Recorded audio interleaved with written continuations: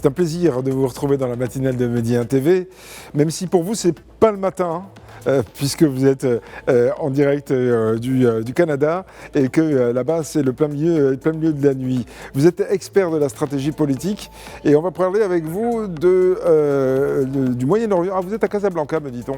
Vous êtes à Casablanca, en tout cas voilà, donc c'est le petit matin pour vous.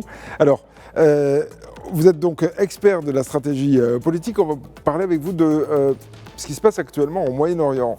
On a l'impression que depuis une semaine, 6 jours, très exactement, c'est la même litanie. Chaque nuit, on parle de frappe américaine, de riposte iranienne, et ça s'arrête au petit matin et ça recommence à la nuit tombée. Est-ce que pour vous, ça peut durer éternellement comme ça? Ça peut durer encore longtemps? Parce qu'en attendant, pas sûr qu'ils soient en train de négocier même dans l'ombre. Je pense d'abord que cette sixième nuit en fait de frappe montre que les Américains ou Washington ne sont plus dans une logique de frappe ponctuelle, mais dans une campagne militaire prolongée. C'est ce qu'on a remarqué, ce qu'on a observé depuis cette semaine. Ensuite, je pense que Washington cherche à élaborer progressivement en fait les capacités militaires iraniennes sans annoncer officiellement une guerre totale. En moins, d'un point de vue en fait de communication politique, on a constaté qu'il n'y a pas une annonce officiellement de reprise de guerre totale, mais des frappes qui ont quand même duré depuis 6 jours. Donc, je pense que cette stratégie repose sur l'idée qu'une pression militaire, en fait, continue peut modifier jusqu'à certains points en fait le calcul stratégique de Téhéran et l'histoire montre que les campagnes d'attrition en fait produisent souvent des effets politiques difficiles à anticiper. Donc jusqu'à présent, on ne sait pas vraiment qu'est-ce que ça va donner en fait cette tactique ou cette nouvelle stratégie américaine depuis ces jours contre Téhéran et l'ensemble des points ciblés par l'armée américaine. De plus, je pense que chaque nouvelle frappe en fait augmente le risque d'un engrenage, si vous voulez, régional incontrôlé. Et nous sommes aujourd'hui, à mon sens, désormais dans une logique où la durée devient presque aussi importante que l'intensité des opérations. Et c'est ce qu'on est en train d'observer depuis les premières, ou au moins la reprise des premières frappes depuis 6 jours. Oui, alors depuis 6 jours, la riposte iranienne vise en général le Koweït, vise aussi les Émirats et vise également visé l'Arabie Saoudite, a visé la nuit dernière le Qatar, a visé également la Syrie, et ça c'est un petit peu nouveau. Qu'est-ce que vous en dites? Est-ce que c'est l'Iran qui veut régionaliser le conflit? Pour Je mettre pense que la peut-être pour réponse mettre davantage de pression sur Donald Trump, j'en sais rien.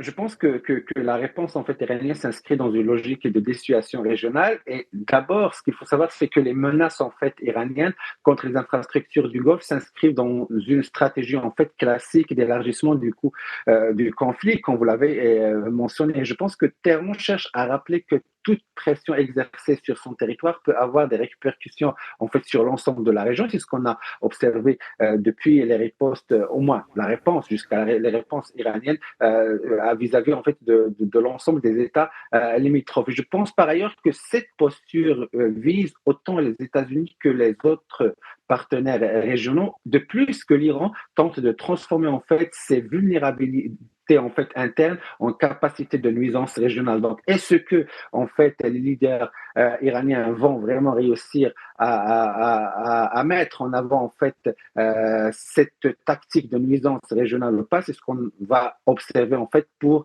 les jours suivants. Et donc, je pense que cette stratégie comporte également le risque en fait d'élargir le conflit à de nouveaux acteurs, comme vous l'avez mentionné. Et la logique iranienne consiste à faire comprendre que la sécurité du Golfe demeure interdépendante. Donc, je pense que les événements en fait au Koweït, au Qatar et au Bahreïn aussi, comme vous l'avez mentionné, montrent que le conflit déborde progressivement en fait, progressivement le seul théâtre irano-américain, et c'est ce qui vraiment soulève plusieurs questions. Et je pense à mon sens aussi que les États en fait du Golfe cherchent à préserver leur sécurité tout en évitant une implication directe. Et c'est ce qu'on a observé jusqu'à présent, c'est que ces États-là, jusqu'à présent, ils essayent de garder le sang-froid et de ne pas riposter afin vraiment de garder un certain équilibre sécuritaire dans la région. Et ces pays-là doivent gérer un équilibre délicat entre leur partenariat stratégique avec Washington et leur proximité géographique avec l'Iran. C'est une équation très délicate, très complexe,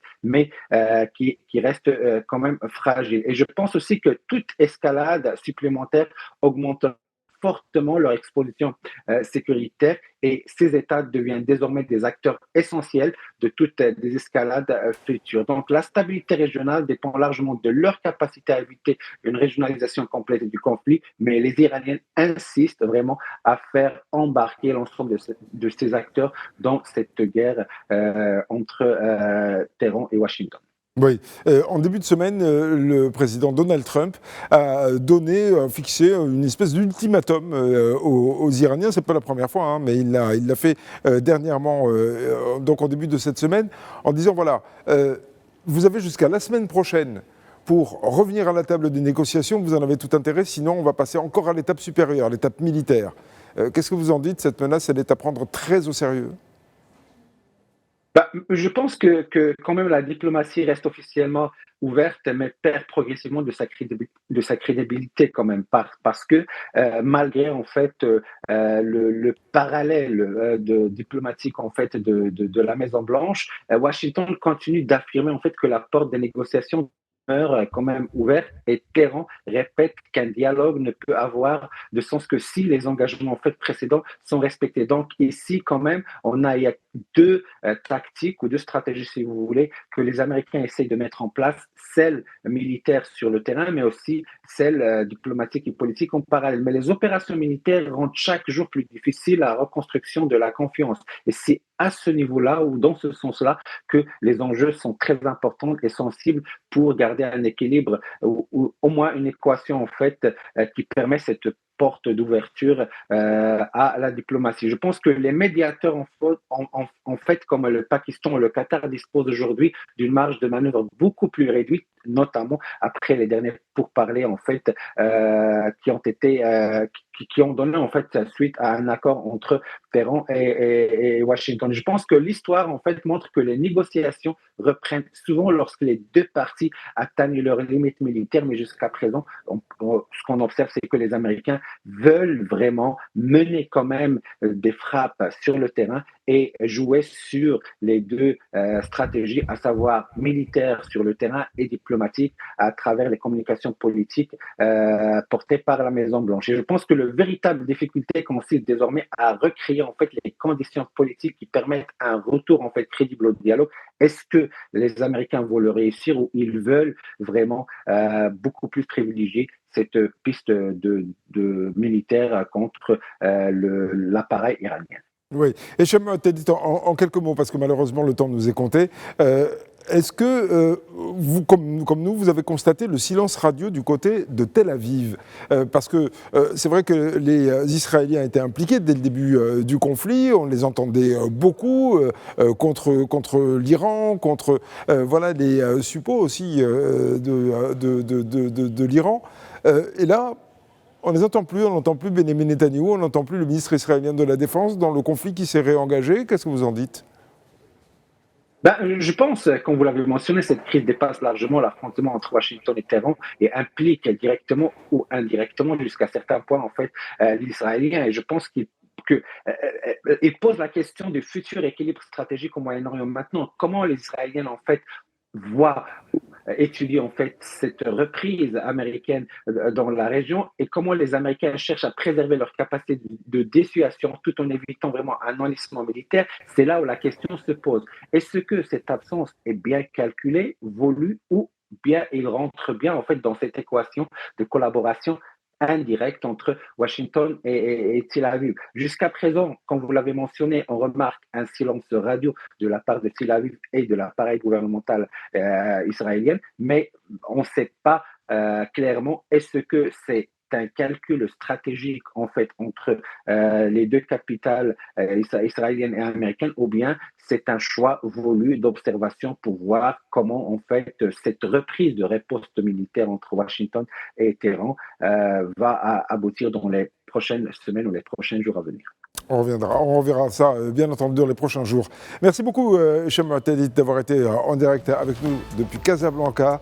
Je le redis, vous êtes expert de la stratégie politique. Merci encore, excellente journée à vous et très bon week-end également.